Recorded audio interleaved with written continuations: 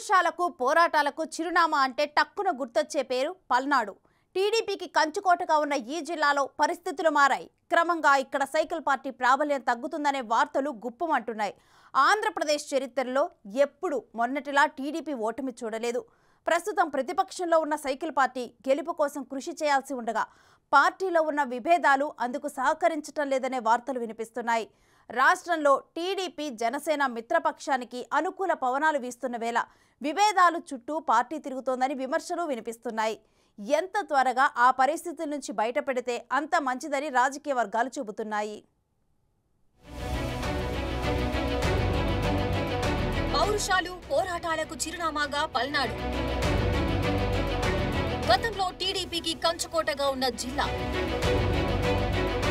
అంతర్గత విభేదాలతో అల్లాడుతున్న cycle party. ఇది మారకుంటే గత ఫలితాలే అంటున్న రాజకీయ వర్గాలు. రాజకీయాల విషయంలో స్ట్రాంగ్ గా ఉండే జిల్లాల్లో పల్నాడు ఒకటి. అలాంటి చోట టీడీపీలో కొంత గందరగోళ వాతావరణం నెలకొందనే వార్తలు వినిపిస్తున్నాయి.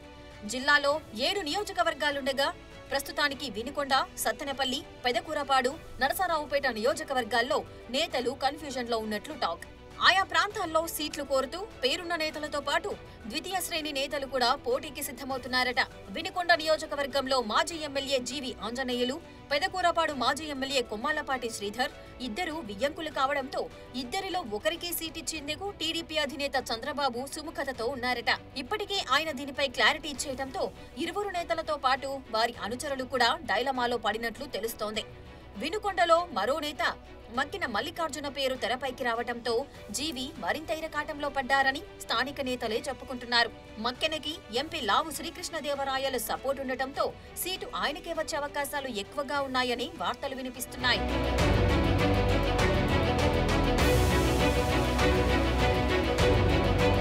నరసరావుపేట నియోజకవర్గంలో ప్రస్తుతం టీడీపీ ఇన్ఛార్జిగా చదలవాడ అరవింద్ బాబు ఉన్నారు. పొత్తులో భాగంగా ఆ సీటు బీజేపీకి వెళ్లే అవకాశాలు కనిపిస్తున్నాయి. 2014లో బీజేపీ తరఫున తలబోతు వెంకట్రావు పోటీ చేసి స్వల్ప ఓట్ల తేడాతో ఓటమి చెందారు.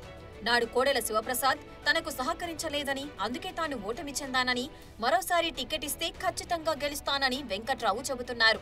ఎన్నికల కోసం తాను అన్ని విధాలుగా సిద్ధంగా ఉన్నానని, గెలుపై తరువాయి అనే నమ్మకాన్ని వ్యక్తం చేస్తున్నారు. మరి బీజేపీ కోటలోకి నరసరావుపేట వెళ్లిపోతే అక్కడ ఉన్న చదలవాడ పరిస్థితి ఏమిటో తెలియడం లేదు. ఇప్పటికే పార్టీ గెలుపు కోసం ఆయన నిరంతరం కృషి చేస్తున్న సమయంలో సైకిల్ పార్టీ ఇరకాటంలో పడిందనే వాదనలున్నాయి.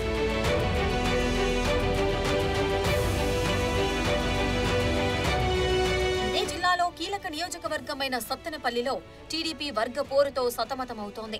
ఇప్పటికే నియోజకవర్గ ఇన్ఛార్జిగా మాజీ మంత్రి కన్నా లక్ష్మీనారాయణ పేరును అధిష్టానం ప్రకటించేసింది. 6 నెలలుగా ఆయన విస్తృతంగా పర్యటనలు చేసుకుంటూ గెలుపునకు బాటలు వేసుకుంటున్నారు.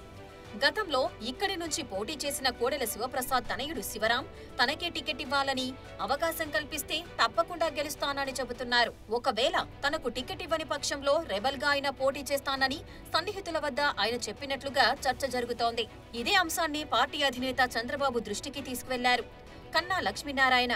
అయితే శివరాంతో 3 గంటల పాటు చర్చించిన అధిష్టానం ఖచ్చితంగా న్యాయం చేస్తానని భరోసా ఇచ్చినట్లు టాక్ నడుస్తోంది. మొత్తం మీద టీడీపీ అధిష్టానం ఎలాంటి నిర్ణయాలు తీసుకుంటుందో, జిల్లా పరిధిలో గెలుపు అవకాశాలను ఎలా నిలబెట్టుకుంటుందోనని పార్టీ శ్రేణుల్లో ఉత్కంఠ నెలకొంది.